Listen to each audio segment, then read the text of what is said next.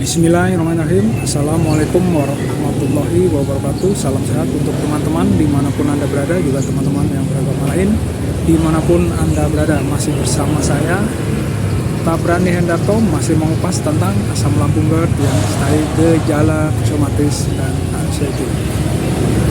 Sebelum saya mulai, silakan di like, di komen, di subscribe, dan ditekan tombol loncengnya biar dapat notifikasi video-video terbaru dari saya. Yang sudah melakukannya, saya ucapkan banyak-banyak terima kasih. Semoga kalian tetap setia menonton channel saya ya. Saya upload setiap seminggu sekali biar Anda tidak bosan, bisa mempraktekkan, dipahami, dipraktekkan. Semoga apa yang kalian inginkan, yang baru mengalami sakit atau yang sudah di tengah perjalanan menuju kesembuhan atau yang sudah sembuh juga, saya doakan sama kalian cepat membaik. Terus kalau sehat, dipertahankan sehatnya, dijaga 3 pola sehatnya, dan dijaga oleh Subhanahu wa Ta'ala, hidup lebih baik setiap harinya. Amin amin ya rabbal alamin.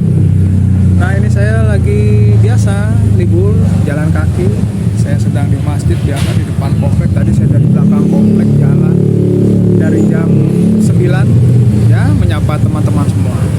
Nah, di video kali ini saya akan membahas tentang hiraukan omongan dari orang-orang tentang penyakit kita. Nah, itu hiraukan hal-hal negatif ya kan, hiraukan omongan atau hal-hal negatif dari orang tentang penyakit kita.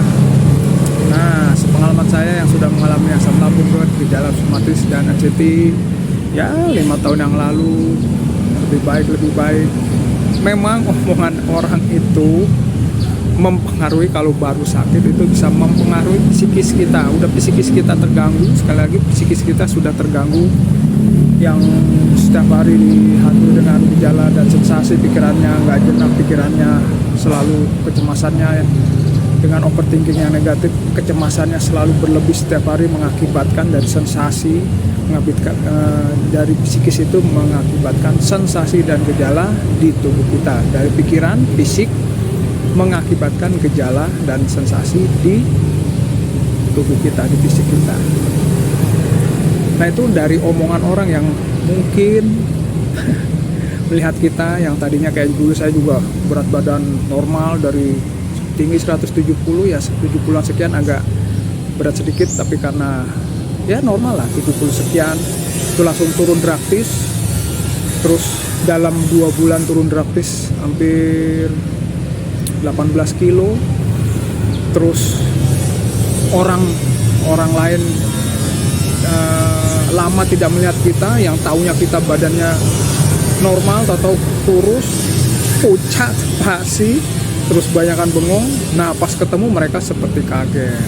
Dalam arti kaget, mereka juga kadang tuh memberi masukan atau saran yang tidak paham dengan penyakit kita. Misalnya, jangan Bapak gula nih, loh kok Bapak bisa kurus seperti ini, oh jangan-jangan sakit ini, coba Bapak cek serius, harus semuanya dicek nih Pak, seperti itu. Atau Mas, atau saudara kita, coba Bapak jangan-jangan ada hal-hal yang mistis, misalnya kayak gitu, hal-hal yang bukan dari medis. Pasti mereka kaget pertama kali kalau melihat kita lama, yang kita dulunya gagah misalnya gitu, normal, bisa kemana aja, tahu-tahu di rumah bengang-bengong, mikirin sensasi dan gejala, mikirin penyakit, psikis kita terganggu dengan sensasi dan gejala di fisik kita, mengakibatkan kita ya, pengalaman saya itu turun drastis berat badan, muka pucat, terus ya sering bengong. Nah, itu kalau kita sering mendengarkan mereka, dalam arti dikasih hal-hal yang negatif, oh Bapak jangan sakit ini, oh Bapak jangan penyakit non medis, itu pikiran kita tambah terganggu. Bukannya tambah benar, mayoritas kalau baru sakit itu kita pasti mengikuti pola pikir mereka, dalam arti iya jangan-jangan saya sakit non medis nih, oh jangan-jangan saya sakit berat di bagian ini nih, jangan-jangan saya sakit berat di bagian yang sebelah sini nih, jangan-jangan otak saya ada bermasalah, jangan-jangan paru saya, jantung saya, apalagi lambung saya, jangan-jangan penyakit berat. Seperti itu berkecamuk setiap hari. Nah, itu setiap hari. Karena apa? Mereka akan ketemu, kita akan belajar. Dalam arti baru sakit kita belajar keluar, ketemu orang-orang, dan pasti mereka rata-rata pasti kaget yang bapak sakit apa nih? Bapak kenapa nih? Saudara kita yang lama gak ketemu, mas kok bisa kurus seperti ini? Itu pasti menjadi beban pikiran kita. Nah, kenapa kita nggak perlu mendengarkan mereka? Ya itu, kita berusaha dan berusaha. Sakit kita itu cuma dari pikiran yang selalu overthinking negatif yang mengakibatkan kecemasan kita berlebih, yang lalu bersinggungan dengan fisik kita yang terganggu, yang udah lelah lah, pusing lah, dada sakit lah, lambung sakit, saraf-saraf terganggu, otot terganggu, gampang lelah, keringat dingin, jatuh berdebar, seperti itu. Karena kecemasan kita yang selalu di pikiran kita itu. Nah, caranya seperti apa? Ya, kalau teman-teman atau saudara yang toksik, dalam arti selalu meracuni pikiran kita dengan hal, kita jangan berteman dulu, jangan bersinggungan dulu, jangan berdekatan dulu. Kita skip dulu orang-orang yang toksik, yang mempengaruhi pikiran kita. Sekali lagi, menjauhi mereka lah untuk sementara. Dan buktikan, sesudah itu buktikan, ya kan, buktikan sudah menjauhi, didoktrin diri kita. Apalagi kalau kita sudah ke rumah sakit dan dinyatakan dokter yang memang dokter, sekali lagi dokter tanda kutip, mereka pengalaman di dunianya mendiagnosa itu pasien. Saya yakin mungkin ada malpraktek atau sedikit selip atau sedikit kesalahan, tapi saya yakin mereka pasti diagnosisnya tepat. Apalagi dengan uji USG, di EKG misalnya dari jantung kita, terus lambung kita di endoskopi, kalau dinyatakan sekali lagi asam lambung saja, ya sudah percaya dengan sakit yang didiagnosa oleh dokter. Ya udah, asam lambung. Terus pikiran kita benarkan. Teman-teman yang memang memberi racun misalnya toksik di area sekitar kita skip dulu. Kita berteman dengan orang-orang yang mensupport kita, misalnya keluarga, anak, istri, teman, saudara, bapak, ibu, kakak, adik, tetangga yang memang mensupport. Bisa kita keluh kesah ke mereka, biarpun mereka tidak paham sekali dengan penyakit kita. Jadi sekali lagi, abaikan omongan-omongan orang tentang ngomong-ngomong negatif tentang kita, karena memang penyakit kita hanya kita yang tahu rasanya seperti apa, dan pengobatannya yang paham ya kita sendiri, diri kita sendiri yang bisa mengobati pikiran kita, bukan orang lain. Orang lain itu coba mensupport, menyemangati seperti saya. Nah, tinggal kalian, ya kan, kalian harus bisa menyembuhkan pikiran kalian sendiri. Nah, dari situ sudah bisa men-skip untuk sementara teman-teman yang toksik, saudara yang toksik. Kita buktikan, ya kan, dengan kita buktikan dengan pola hidup yang lebih baik, pikiran kita benarkan, kita isi dengan afirmasi positif seperti video sebelumnya, terus menjauhi orang-orang tersebut, mendekati dan berkeluh kesah dengan orang yang mensupport kita.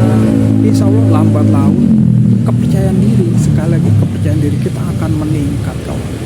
Sesudah kepercayaan diri kita meningkat, pola hidup kita benarkan, ya kan, kita tidak akan terganggu dengan omongan-omongan orang yang menjudge, menghakimi kita. Jangan-jangan sakit ini, padahal sakitnya cuma asam lambung dan kecemasan kita yang meningkat, yang mengakibatkan ada sensasi fisik di tubuh kita. Nah, itu kita benarkan, kecemaskannya kita reda, kita kelola, pola hidupnya kita benarkan, terus olahraga, minum air cukup, tidur yang cukup, pola pikir yang cukup, pola pikir yang bagus, negatifnya kita buang dengan aura positif, kita benamkan terus afirmasi, ya kan. Terus jangan dengarkan orang, jangan sakit gula lah, jangan sakit ini, macam-macam itu, udah, ketawain aja. Dan kita yakin, saya sakit cuma ini aja kok, lambat laun akan membaik, nggak ada yang lain. Dan sudah banyak orang yang asam lambung memang seperti itu. Dan terus jangan tergerus dengan sensasi dan gejala itu, kawan. Jadi kita buktikan dengan pola hidup yang lebih baik, afirmasi positif, terus berkeluh kesah ke orang-orang yang terdekat yang mensupport kita, terus lambat laun psikis kita dengan afirmasi positif kita benar, kita betul, akan membaik pola pikir kita, basic kita juga akan mengikuti yang tadinya bisa kurus, akan baik normal seperti sedia, tapi memang perlu proses. Itu kawan.